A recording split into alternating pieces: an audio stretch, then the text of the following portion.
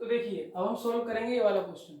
इसमें लिखा है in the figure A B parallel C D. ये ए बी एक लाइन है जो सी डी लाइन के पैरेलल है एंड ट्रांसवर्सल पी क्यू, और ये एक अदर लाइन है जो पी क्यू है वो इन दोनों को इंटरसेक्ट करती हुई जा रही है, काटती हुई जा रही है। एंगल वन की वैल्यू है यहाँ पे 65 डिग्री। एंगल वन जो है उसका वैल्यू हमें दिया है 65 डिग्री, तो हमें बाकी की अदर एंगल्स की वैल्यू यहाँ पे फाइंड करनी है।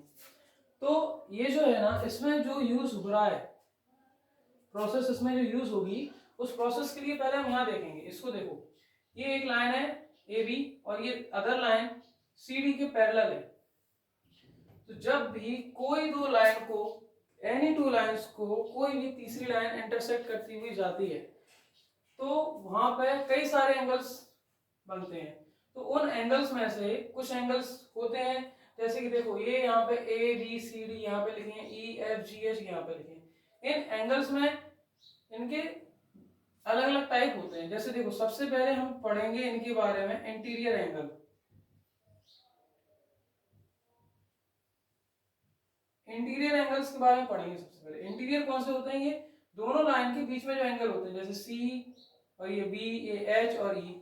तो इंटीरियर एंगल्स यहाँ पे हमारे कौन से हो जाएंगे? Angle C, angle B, angle E, angle H.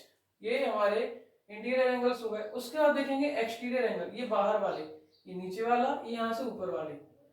तो exterior angles, exterior angles, exterior angles कौन से? यहाँ पे देखो सबसे पहले ए, एंगल डी, ए और डी, और एफ और G, angle F and angle जी।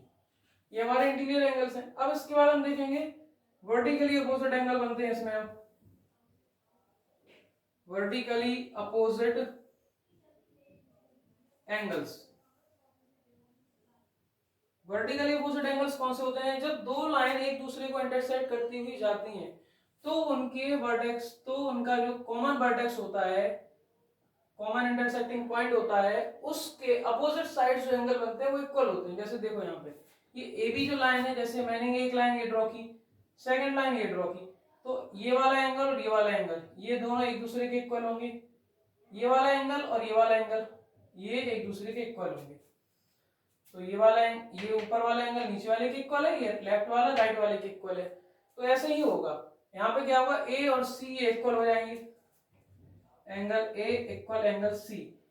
ए इन एंगल्स का पेयर है, ये ए और सी का पेयर है जो ये इक्वल हो गया यहाँ पे। ऐसे ही बी और डी का पेयर बनेगा यहाँ पे, angle B equal angle D, ये पेयर बनेगा। नीचे वाली लाइन में देखेंगे हम, जिसमें सी डी है और इसको कट करती हुई जा रही है पी क्यू। तो एंगल सी, एंगल ये ई और जी, और एंगल आएगा यहां से एच और एफ। तो ये एच और एफ इक्वल है, ये ई और जी इक्वल है, यहाँ से बी और डी इक्वल है, और ये ए और सी इक्वल है। ये हो गए हमारे वर्टिकली अपोजिट एंगल्स। अब इसी चीज का हम यहाँ पे यूज कर लेंगे। कैसे? देखो यहाँ पे देखो, ये एंगल वन की वैल्यू कितनी है? 65 डिग्री। तो जब हम इसको सॉल्व करेंगे तो क्या लिखेंगे हम? Angle one equal 65 degree. तो angle two equal angle one निकल आएगा। किससे?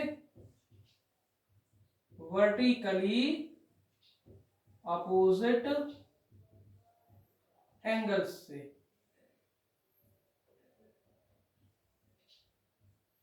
ओके, तो ये वर्टिकली अपोजिट एंगल से ये निकल आया। तो वन किसके इक्वल हो गया? टू के।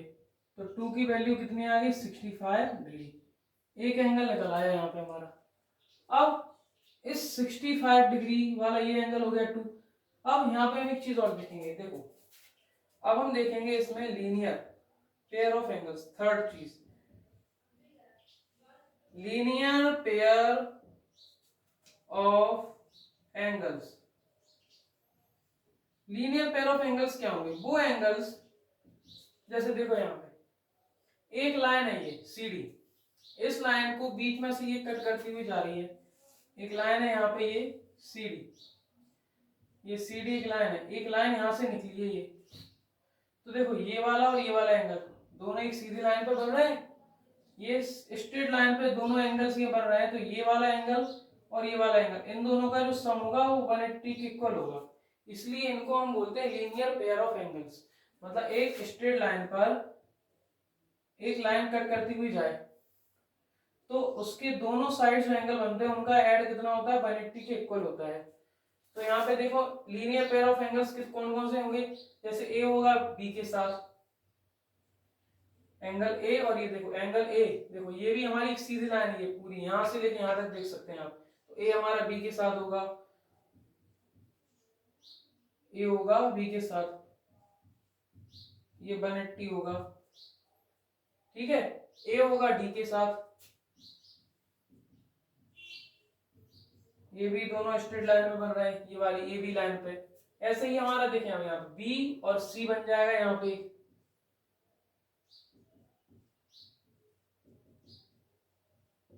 और ये सी और डी भी होगा, देखो पी क्यू के इस तरफ है ये।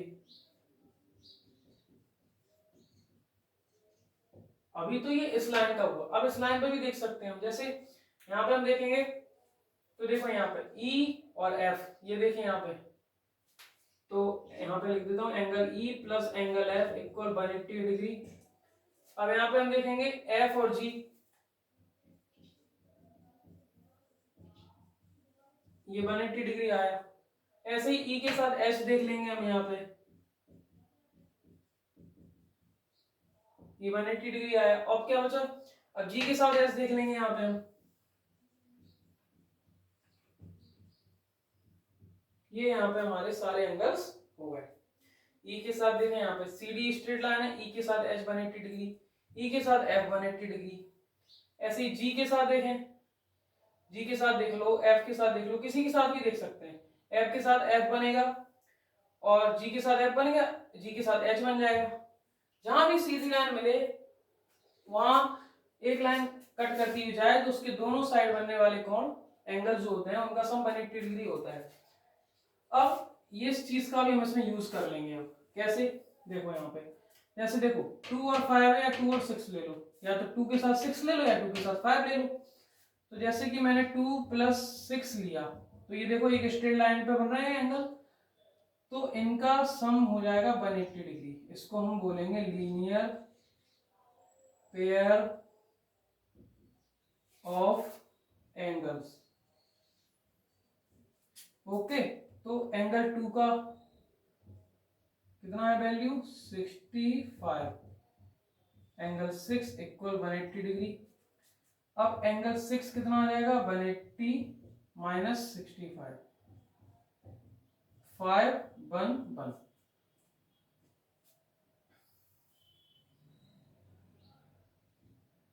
ये आ गया एंगल 6 का वैल्यू, हो गया। अब देखें 6 और 5 ये भी देखो वर्टिकली अपोजिट एंगल्स हैं, तो हम लिख सकते हैं angle 5 equal angle 6, vertically opposite angles. तो इसलिए एंगल 5 का वैल्यू वही होगा जो एंगल 6 का होगा। ये देखें यहाँ पे हमारे 4 एंगल्स ऊपर वाली ये भी लाइन के ही आ गए हैं। 1 तो दिया ही था, 2 का ही आ गया, 6 का ही है, 5 का ही। ये अभी हाफ हुआ है क्वेश्चन, हाफ हो रहा है इसमें भी।